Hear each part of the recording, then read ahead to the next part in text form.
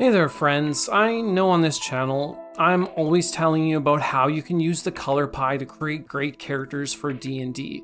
And while I always do make sure to craft examples for you in my Class Color series, those are characters made on my own terms. So I was thinking, perhaps it's time that I really challenge myself. I will roll a random class, background, and color combination. And from those pieces, I will create a new character. We will do this 3 times, and the result will hopefully leave us with a handful of robust characters ready to be played.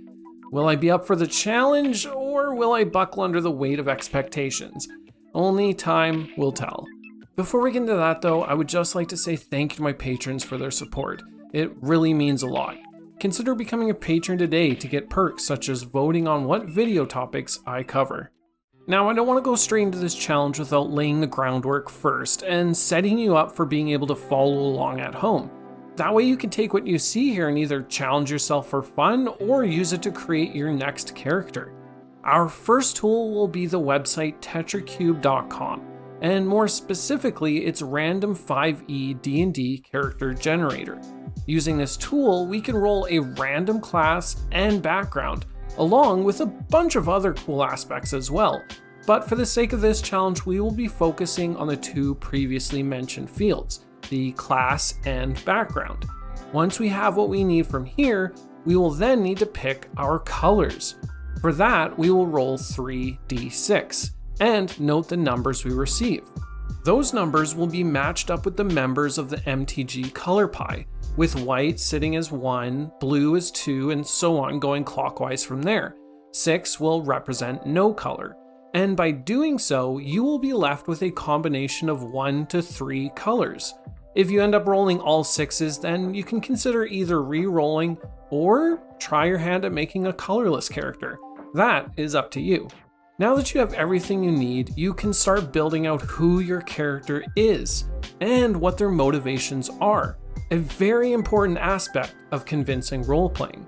If you're new to the color pie, then don't worry. Take whatever color combination you got, head over to my YouTube and look it up, because I have a video on each color and combination up to 3, even colorless. Alright, now that you know what you gotta do, let's see it in action. Alright, let's head over to Tetracube to see what our first class and background will be. First, we click Generate Character to see what we get. Scroll down a bit and we see, okay, a Warlock with a background as a charlatan. Interesting. I think this should be a good combo, but I'm curious to see what colors we will get with this. For that, I'm just going to head over to Google and use its dice rolling app. I'm nervous to see what our first set of colors will be, but hey, let's roll. So we got a 1, 6, and a 3. That means our character will be white, black, because remember, 6 is void.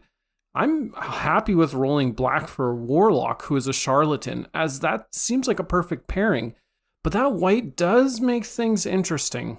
One of the defining features of the character is that they are a deceiver and quick with their words.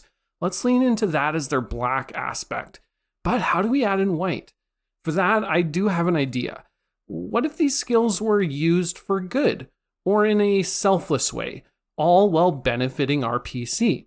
This duality is something we often see at the heart of black-white characters.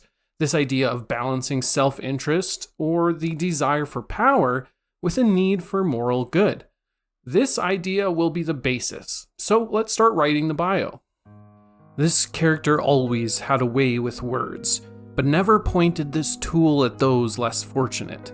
They had a good heart, and so this skill was something they often leveraged against those in authority, wheeling and dealing for better conditions or favors for their friends from those that held control.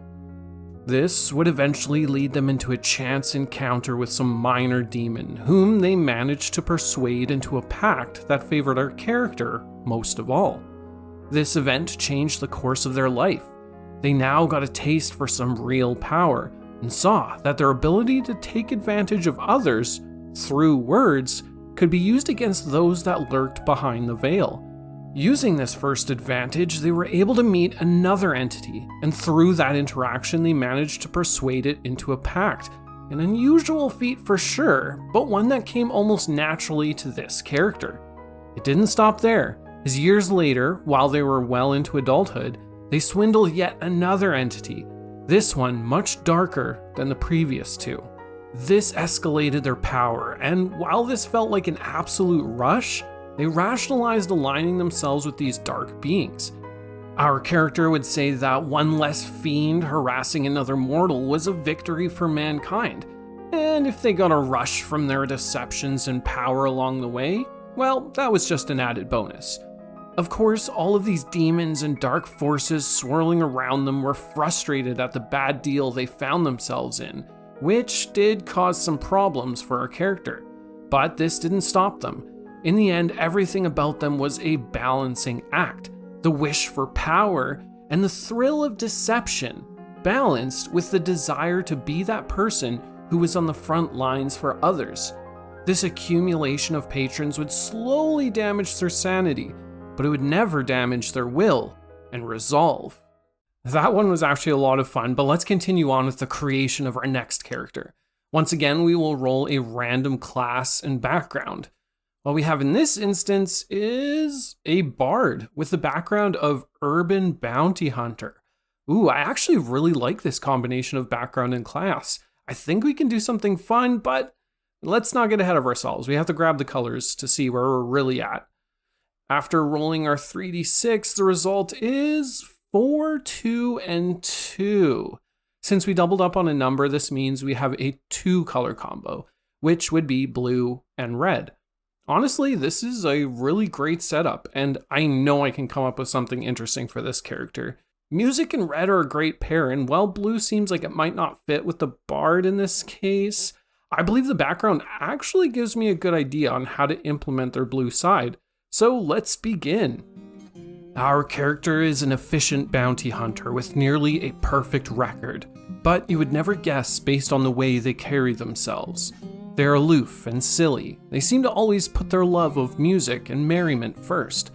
And while this is all kind of true, it could be said that it makes a great front. No one expects the bard singing loudly at the heart of the tavern to be anything more than a paid fool. While the truth is that they are at every moment studying the crowd, taking in every small detail, positioning themselves to overhear conversations, and placing a mark on their target. They take their job as a bounty hunter very seriously, all while performing their services as a bard with as much enthusiasm as they have in them. Of course, they are proficient in the true bardic arts, the magic and the music, but to them, this is the best tool there is to complete their task. They take to learning everything with dire seriousness. Even a lighthearted form of magic like that of the bard is studied more like it's a science to be mastered. Where the true fun comes for them is in the application of their magic towards their profession. It is the experimentation and implementation. A song for every situation. Magic that charms, pacifies, or distracts is the perfect tool for the type of job this bard does. This has been an interesting set of characters so far, but I'm excited to see what our final entry will be, so let's just get to rolling. Our final character looks to be a cleric with a background as a faction agent. An interesting background to pair with a cleric, but it can work. Let's check out our colors though, as that will make all the difference. And we get a 2, 5, and a 3, which would result in blue, green, and black. A Sultai cleric. This does give me a great idea, but it won't be without its challenges. I have a soft spot for the ancient forgotten gods, and I think Sultai will be a perfect pairing with this sort of idea. The question is, how do we tie in all of these elements? Well, to start, the green can feed into ancient religion. Blue could be relative to a depth of knowledge when it comes to these things. And black, well, that's the desire to act on some forbidden action. Now, we do need to think about their temperament, but to me, blue and green might provide this very well, as green can be represented by a solemn and wise disposition, paired with blue's more cold nature. I'm starting to form a picture here, so let's just get right into it. For this character, I want to go in the opposite direction of our last. In this case, our cleric will be a somber individual who only speaks when it is necessary. They have a tendency to avoid conversations, and that suits the rest of the organization just fine. This character is the only cleric within the faction, and that's for good reason, as they weren't always this way. When they were young and first joined the Blue Hammer Guild, they were just like any other relic hunter. That is, until they grabbed hold of a relic that had spoken to them. It seemed everyone else had just passed it by, as it didn't seem like anything of significance. It's as if it had been waiting there for our character for centuries. The cleric, who was no cleric at this time, was granted a vision by an ancient god, one who spoke in a language that had long since died, and yet they could understand every word. It was then our character was converted. They were granted a soul vision, a secret in the dark. They were changed forever. Their demeanor instantly morphed, and while it rubbed some the wrong way at first, that passed because our cleric proved to be quite useful. Our character continued to get visions and would speak back to the voice during daily prayers. The god's tongue was indistinguishable to them, and yet they understood every word, at least in what they must do. It was on them to collect the final relic pieces, and through them bring this god back into our realm. And so this character stayed with this faction out of convenience, and later still would join your party for much the same reason. Sometimes the cleric would disappear once they got back to town and find a place of solitude where they would train and seemingly speak to no one. This creeped out the rest of the crew, but they did not care. That is because the cleric was useful, as I said before. They did not know why, but their once simple crewmate now had an extensive knowledge of ancient dead religions and lore, something that came very much in handy in a job like this.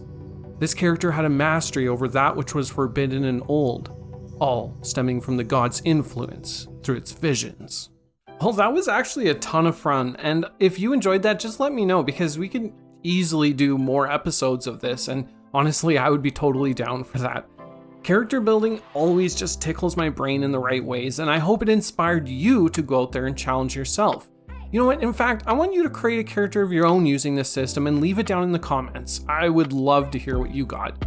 With that, friends, I will catch you in the multiverse. Bye.